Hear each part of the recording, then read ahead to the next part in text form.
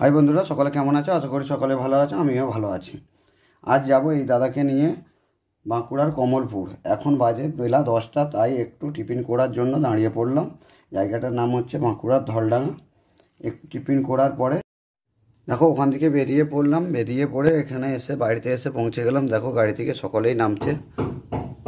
এখানে আসার উদ্দেশ্য হচ্ছে ওই দাদার 1 মাস আগে বাচ্চা হয়েছে, তাই ওখানে বৌদি কিছুদিন রেস্ট নেওয়ার জন্য, তাই বাপের বাড়িতে বৌদিকে রাখতে গিয়েছিলাম। গাড়ি সাইড করার পরে সামনে দেখি একটা হরিণ চালা, তাই একটুখানি ভিডিও নিয়ে নিলাম। দিয়ে ওখানে একটু মিষ্টি জল খাওয়ার পরে বেরিয়ে পড়লাম চান করতে। দেখো এই দাদাকে নিয়ে, দাদা আমাদেরকে নিয়ে বেরিয়েছে চান করতে যাবো সকলে মিলে। চান করে বাড়িতে এসে ভাত টাত খেয়ে একটু রেস্ট নিয়ে আমরা আবার সকলে মিলে বেরিয়ে পড়লাম। রাস্তায় আস্তে আস্তে একটু রামসাগরে দাঁড়ালাম চা খাওয়ার জন্য। এখানে বসে একটু চাটা খেয়ে আবার বাড়ির পথে রওনা দিলাম।